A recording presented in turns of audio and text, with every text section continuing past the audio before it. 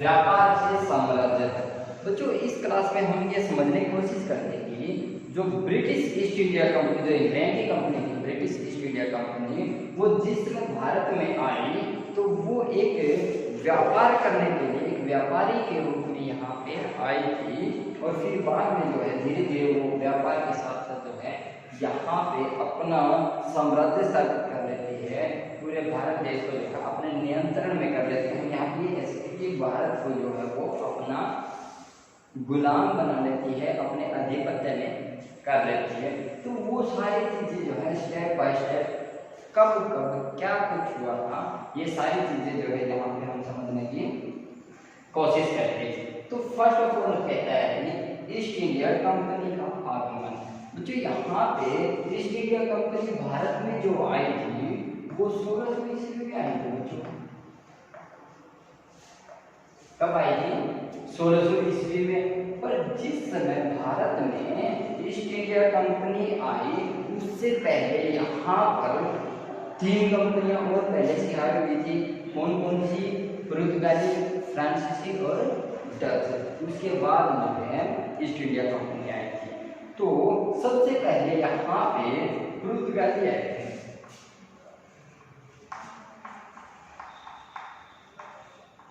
कब आए थे? वो 1498 ईस्वी में। कौन आया था सबसे पहले? Vasco D gamma.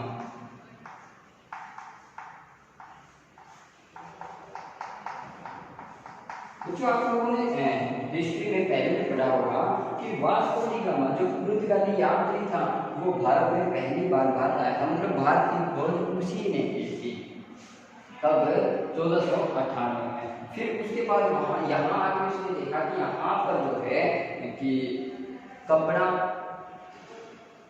मसाले और खनिज पदार्थ जो है यहाँ प्रचुर मात्रा में प्राप्त है, और जो ये उन वस्तुओं की जो यहाँ पे वस्तु थी उन वस्तुओं की यूरोप के बाजारों में बहुत अच्छी डिमांड होती थी। स्पेशली यहाँ के जो मसाले होते थे उनको काफ़ी पसंद किया जाता था यूरोप के लोगों द्वारा। तो यहाँ पे ये जो पहले से जो कंपनियां आई हुई थी, फिर उसके बाद जो है ईस्ट इंडिया कंपनी आई। और एक बात और बताना चाहूँगा, यहाँ पे ईस्ट इंडिया कंपनी यहाँ पे एक चार्टर के द्वारा आई थी। एक चार्टर पेश हुआ था। चार्टर क्या था बच्चों?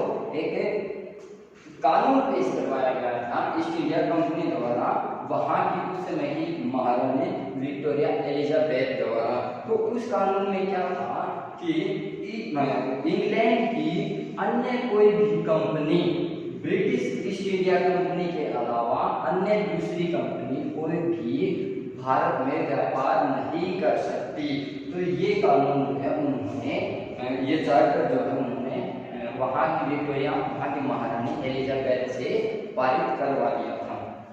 तो यहाँ पे देखा तो 3 कंपनियां पहले से थी, तो 3 चारों कंपनियों में जो है व्यापार को लेके जो कंपटीशन हो जाता है, वो जो उनमें जो है वो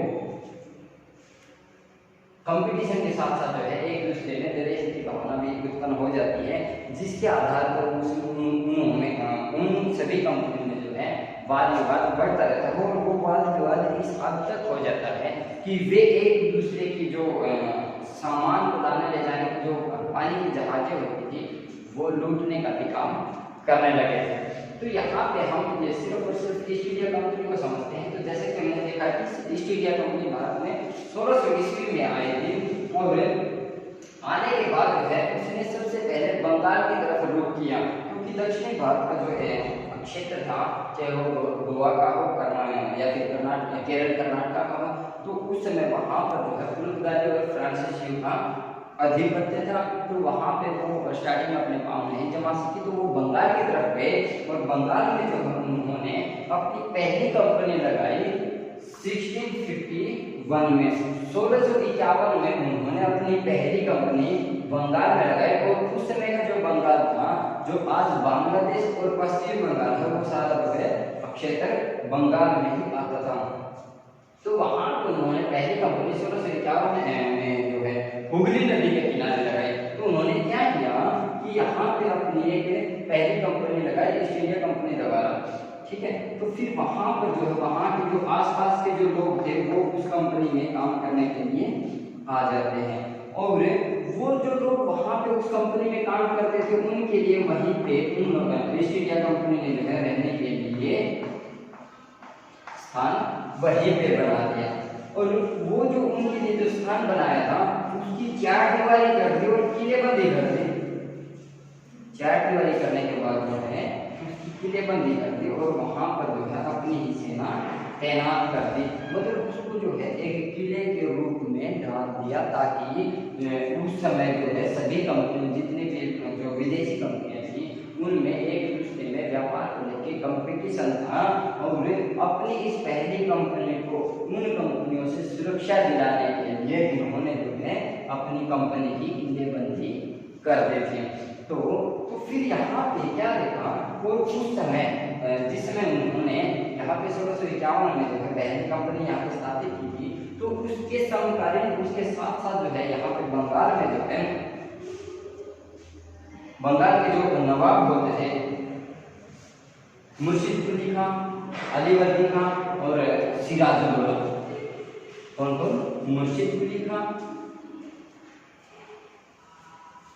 अलीवर्दी खां और सिराजुद्दौला, ये तीनों नवाब जो है उस समय बंगाल के मजबूत नवाब होते थे, जिनमें से जो है सिराजुद्दौला सबसे शक्तिशाली नवाब होता था। तो वहां पर जो है ईस्ट इंडिया कंपनी वहां के नवाब को राजस्व नहीं देती थी। वहां के नवाब को जो है जो टैक्स के रूप में जो फाइन दिया जाता था वो नहीं दिया गया, और जिसकी वजह से सिराजुद्दौला की जो राजस्व था, जो उसके राज्य का जो वित्त विभाग था, उसमें जो है कमी आने लग जाती है, और उन चीजों को टैक्स को लेके जो है कंपनी और वहां के नवाब सिराजुद्दौला के बीच जो है वाद विवाद होने लग जाते हैं, और कंपनी जो है वो उसके विरोध हो जाती है, और उधर जो है नवाब कंपनी के खिलाफ हो जाता है। यहाँ तक कि नवाब जो है सिराजुद्दौला ने यहाँ तक कि उनको सिक्के ढालने तक, वो जो है अपने खुद सिक्के ढालना चाहते थे, अपनी करेंसी खुद लागू करना चाहते थे, पर वहाँ के नवाब ने जो है उनको सिक्के ढालने की अनुमति नहीं दी थी, और उनको देखते हुए ही जो है ईस्ट इंडिया कंपनी ने जो है इसको सिराजुद्दौला के साथ जो है युद्ध किया, और वो जो प्रथम युद्ध था कंपनी का, वो प्रथम युद्ध था। प्रथम युद्ध, वो युद्ध किस नाम से जाना गया था? प्लासी के नाम से। और आप लोगों को जैसे कि पता है, आप लोगों ने 6th क्लास में पढ़ा था, 7th में पढ़ा होगा कि प्लासी का युद्ध जो है वो कब हुआ था? 1757 ईस्वी में। वो जो प्लासी का युद्ध हुआ था, वो युद्ध किस किस के बीच हुआ था? ईस्ट इंडिया कंपनी और सिराजुद्दौला के बीच। ईस्ट इंडिया कंपनी का यहाँ पे नेतृत्व कौन कर रहा था? रॉबर्ट क्लाइव, जो कि 18 वर्ष, मात्र 18 वर्ष की आयु में जो है वो भारत में आया था। समझ पा रहे हैं? तो फिर यहाँ पे जो है जो प्रथम युद्ध था प्लासी का युद्ध, तो उस युद्ध से पहले ईस्ट इंडिया कंपनी ने ये सोचा था कि हमें जो है यहाँ का बंगाल का नवाब एक ऐसा व्यक्ति चाहिए जो हमारे हाथ की कठपुतली हो, और उस समय सिराजुद्दौला का एक सेनापति होता था मीर जाफर। मीर जाफर को जो है वो अपनी तरफ मिला लिया, और उसको ये कहा कि जिस समय युद्ध हो तो आप उनका सहयोग नहीं करके ईस्ट इंडिया कंपनी का सहयोग करना, तो फिर आपको जो है सिराजुद्दौला की जगह आप बंगाल का नवाब नियुक्त कर लिया जाएगा। तो उसको प्रलोभन दिया था, तो इसलिए जो है मीर जाफर ने सिराजुद्दौला का साथ देने के लिए ईस्ट इंडिया कंपनी का साथ दिया था। तो फिर क्या हुआ कि जिस समय बाद में जो है सिराजुद्दौला की हार के बाद मीर जाफर को वहां का नवाब नियुक्त किया गया, तो बाद में जो है मीर जाफर ने भी ये सोचा कि यार ऐसे थोड़ी हो सकता है कि नवाब वहाँ का मैं हूँ और जितने भी कानून होते हैं वो सारी जो है ईस्ट इंडिया कंपनी बनाती है, तो फिर मेरे होने का फायदा क्या हुआ? तो उसने भी जो है धीरे धीरे जो है ईस्ट इंडिया कंपनी का विरोध करना शुरू कर दिया, और ईस्ट इंडिया कंपनी के खिलाफ खड़ा हो गया, और वहां पर जो है फिर ईस्ट इंडिया कंपनी ने फिर सोचा कि इस व्यक्ति को फिर बदलना चाहिए, हमें कोई ऐसा व्यक्ति चाहिए जो जो उनकी कठपुतली बन के रह सके। फिर इन्होंने मीर जाफर के अपोजिट में मीर कासिम को खड़ा किया।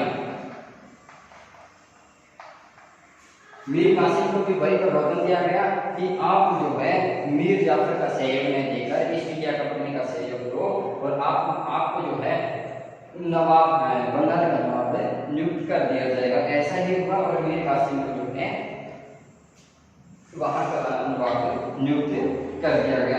अब चाहे शासक कोई भी रहा हो बंगाल का, चाहे वो सिराजुद्दौला हो, मीर जाफर हो, मीर कासिम, आपने सभी को देखा है, तो वहां पे सबको यही दिक्कत होती है कि अगर कंपनी जो है यहाँ पे टैक्स नहीं भुगतान करेगी तो वहाँ का जो नवाब है उसके साम्राज्य को चलाने में उसको काफी कठिनाइयों का सामना करना पड़ेगा, आर्थिक रूप से वो काफी कमजोर हो जाएगा, इसलिए टैक्स बहुत जरूरी है।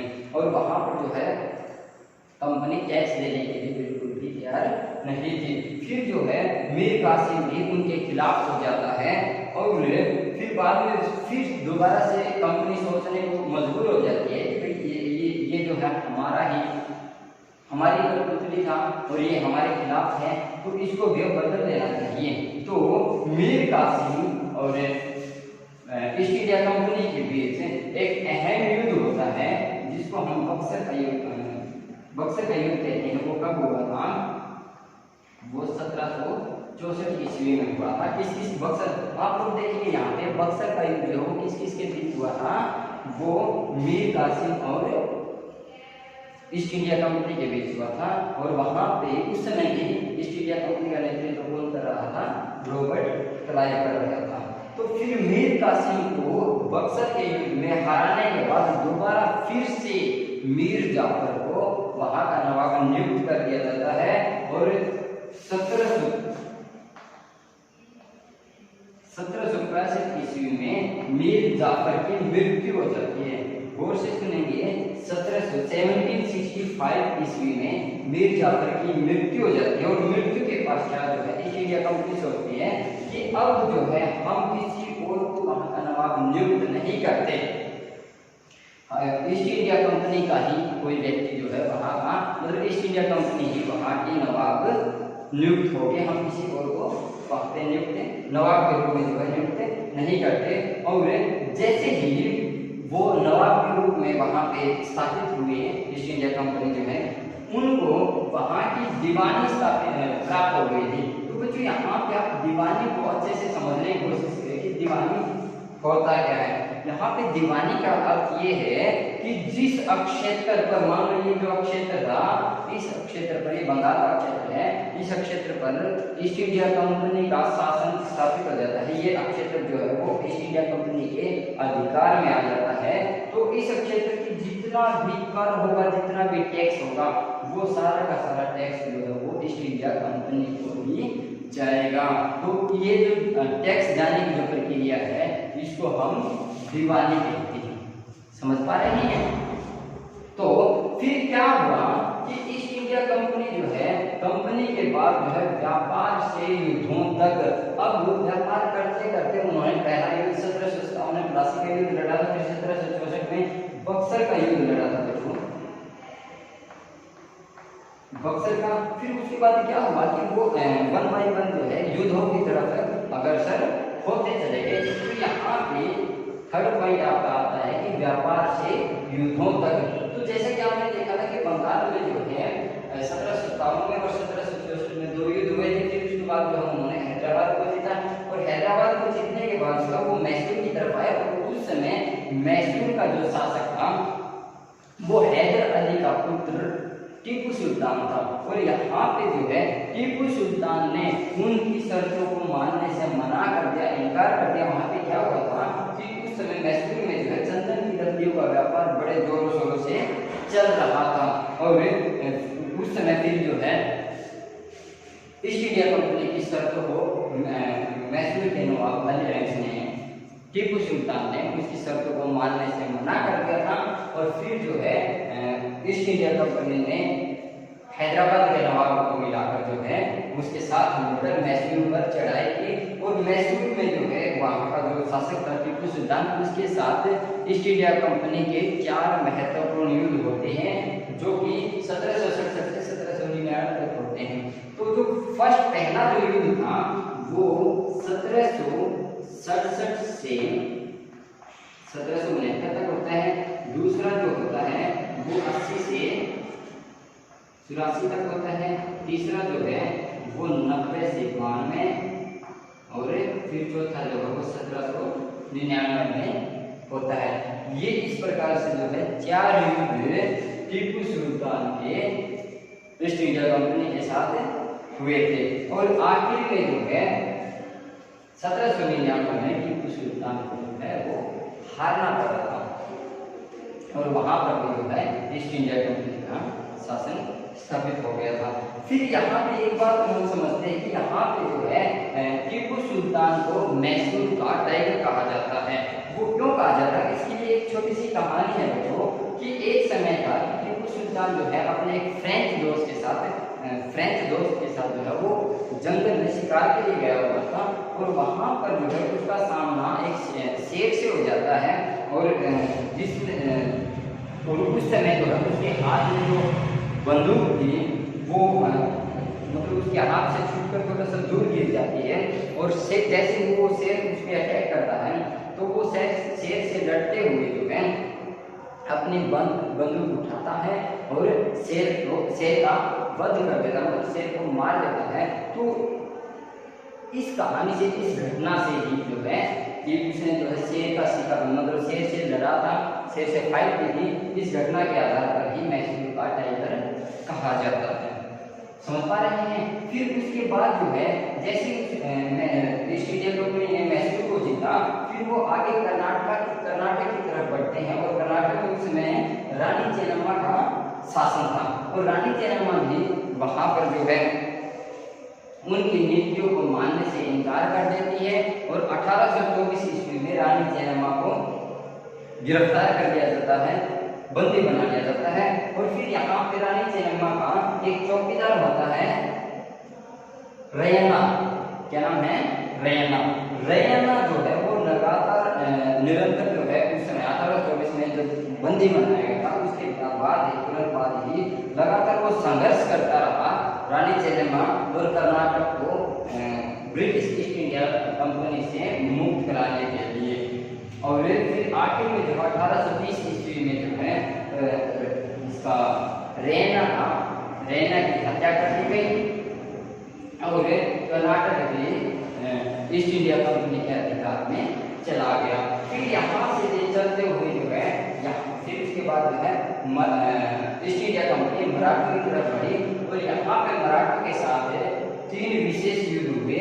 जो पहला युद्ध हुआ था वो 1782 ईस्वी में हुआ था, 1782 ईस्वी में हुआ था, और उस युद्ध में एक संधि हुई थी जिसको हम ट्रीटी ऑफ सेलबाई कहते हैं। फिर उसके बाद मराठों के साथ 1803 से 1805 में युद्ध हुआ, और उस युद्ध में क्या हुआ कि जो मराठों का जो क्षेत्र था आगरा से इस तरफ का, और उड़ीसा से जो है पूर्व में उड़ीसा के इस तरफ का, ये सारा क्षेत्र जो है ईस्ट इंडिया कंपनी अपने अधिकार में कर रही है। फिर उसके बाद जो है 1817 से 1819 तक तीसरा युद्ध हुआ। बच्चों यहाँ पे हम देखते हैं कि मराठों के कुल 4 युद्ध हुए थे, जिनमें से 3 युद्ध जो है वो ईस्ट इंडिया कंपनी के साथ हुए थे, और एक युद्ध जो है पानीपत के मैदान में, जिसको हम पानीपत की तीसरी लड़ाई के नाम से जानते हैं, वो जो चौथा युद्ध हुआ था वो 1761 ईस्वी में हुआ था, और वो किस के बीच हुआ था, वो मराठों और मुगलों के बीच हुआ था। वहाँ पे मुगलों का जो नेतृत्व जो था वो अहमद शाह अब्दाली कर रहे थे। समझ पा रहे हैं। इस प्रकार से जो है 1 बाय 1 एक करके British east India company Bharat को अपने नियंत्रण में करती चली गई। तो फिर यहाँ पे फिर युद्धों के बाद हम उन्होंने अपने कानून बनाने शुरू कर दिया, अपनी नीतियां बनानी शुरू कर दी। तो वहां पे उनमें से एक नीति है विलय नीति, और विलय नीति के आधार पर क्या किया कि जिस भी साम्राज्य का जो शासक है, जो राजा है, अगर पुरुष नहीं है, समझ पा रहे हैं, अगर जिस भी साम्राज्य का शासक पुरुष नहीं है, उस साम्राज्य को जो है ईस्ट इंडिया कंपनी में मिला लिया जाएगा, जिनमें से उस समय जो है सतारा को 1848 ईस्वी में, सवाईपुर को 1885 ईस्वी में, उदयपुर को 1852 में, नागपुर को 1853 में, और झांसी जो कि आपने काफी बार पढ़ा है, अच्छे से समझ गए हैं, झांसी जिसकी महारानी लक्ष्मीबाई है, वहाँ की महारानी होते हैं, और उनके जो हस्बैंड थे, जो उनके राजकुमार थे महाराजा गंगाधर, उनकी मृत्यु के बाद जो है उनका कोई पुत्र, कोई संतान नहीं थी। फिर जो है अंग्रेजों ने झांसी को भी अपने साम्राज्य में विलय करने की घोषणा की, तो वहाँ की रानी जो रानी लक्ष्मीबाई ने उसका विरोध किया, और बाद में 1854 ईस्वी में झांसी को भी उसमें अंग्रेजी साम्राज्य में मिला लिया गया। और फिर आखिर में क्या हुआ कि अवध की जनता ने और वहाँ के लोगों ने इस नीति का काफी विरोध किया, प्रचुर विरोध किया, और फिर बाद में काफी विरोध होने के बावजूद जो है अवध को 1857 ईस्वी में ब्रिटिश ईस्ट इंडिया कंपनी के साम्राज्य में स्थापित विलय कर लिया गया। तो बच्चों यहाँ पे हमने देखा कि किस प्रकार से जो है वो 1600 ईस्वी में यहाँ पे आए थे, और फिर यहाँ पे 1857 तक कंपनी का शासन रहा था, ईस्ट इंडिया कंपनी का शासन रहा था। तो बच्चों हमने यहाँ पे समझने की कोशिश की है कि एक व्यापारी का साम्राज्य स्थापित करने तक किन किन पायदानों से गुजरते हुए, या फिर किन किन मुद्दों से, या फिर किन किन किस तरीके से जो है उन्होंने वो ये जो इतना लंबा सफर था व्यापार से साम्राज्य तक को किस प्रकार से तय किया। तो यहाँ पे हम ये कहेंगे कि व्यापार से साम्राज्य तक का जो शासन था वो आपका 1651 से 1857 की क्रांति तक था। कब तक था? 1857 की क्रांति तक। फिर आप ये देखोगे, आपके दिमाग में ये आएगा कि 1857 की क्रांति के बाद अंग्रेजों का शासन था, पर बच्चों उसमें थोड़ा सा फर्क ये है कि 1857 तक जो है वो ईस्ट इंडिया कंपनी का शासन था, और 1857 के बाद 1857 से 1947 तक डायरेक्ट वहाँ की जो महारानी थी विक्टोरिया एलिजाबेथ, वहाँ की जो महारानी थी, डायरेक्ट जो है इंग्लैंड की जो सरकार थी उसका शासन स्थापित हो गया था। यहाँ समझ पा रहे हैं? यहाँ तक जो है वो ब्रिटिश ईस्ट इंडिया कंपनी का था, और यहाँ तक यहाँ पे आने के बाद ये जो शासन जो काल था वो डायरेक्ट इंग्लैंड का शासन स्थापित हो गया था। तो उम्मीद करता हूँ कि आप लोगों को ये लेसन का जो वीडियो है वो आप लोगों को अच्छे से समझ आया है। अगर आपको अच्छे से समझ आया तो आप हमारे यूट्यूब चैनल SJS मिलटपुर को सब्सक्राइब करें, इस वीडियो को ज़्यादा से ज़्यादा लाइक करें, शेयर करें, और आप लोगों को जो भी डाउट होता है उस डाउट को कमेंट बॉक्स में अवश्य डालें, और टाइम टू टाइम हम जो है आपके कमेंट को आपके डाउट को जो है वो सोल्व करने का काम करेंगे। Thank you.